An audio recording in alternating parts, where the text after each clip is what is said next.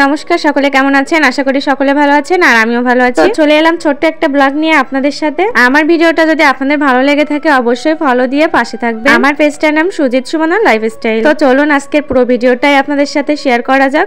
আজ আমরা গিয়েছিলাম বইমেলাতে। বইমেলাটা খুলনায় অনুষ্ঠিত হয়, সে বইমেলা বলে আমরা জেনে থাকি। আমরা প্রায় শেষের দিকে গেছিলাম, এখানে আমরা ঢুকলাম। অনেক সুন্দর লাগলো চারি সাইডের পরিবেশটা, চারিদিকে শুধু বই, যেহেতু এটা বইমেলা নামেই পরিচিত। তো আমি সবগুলো বইয়ের ভিডিওটা আপনাদের সামনে ধরার জন্য ছোট ছোট করে ক্লিপ নিলাম প্রতিটা দোকান থেকে। আপনাদের যদি ভালো লেগে থাকে অবশ্যই এখানে এসে ঘুরে যাবেন। আর শেষে যেটা ছিল দেখে তো জিভে জল এসে যাবে। কেক, আইসক্রিম আমার কিন্তু ভীষণই পছন্দের। আপনাদের কার কার পছন্দের অবশ্যই কমেন্ট করে জানাবেন। আর খেতে চাইলে এখানে অবশ্যই আসবেন। দেখে কিন্তু ভালো লাগছে, কিন্তু আমার খেতে ইচ্ছা করছে না, কারণ বাইরে বেরোলে আমার কোনো কিছুই খেতে ইচ্ছা করে না। আর গাছগুলোতে টুনি বাল্ব দিয়েছে, তো অনেক সুন্দর দেখা যাচ্ছে। চারিদিকে যদি সবুজ সবুজ দেখা যায় কিন্তু গ্রামীণ পরিবেশের কথাই মনে পড়ে যায়। এখানে অনেক ছোট ছোট বাচ্চারা নৃত্য করছিল, সেটা আর আমি এই ভিডিওতে দিলাম না, কারণ ভিডিওটা অনেক বড় হয়ে যাবে।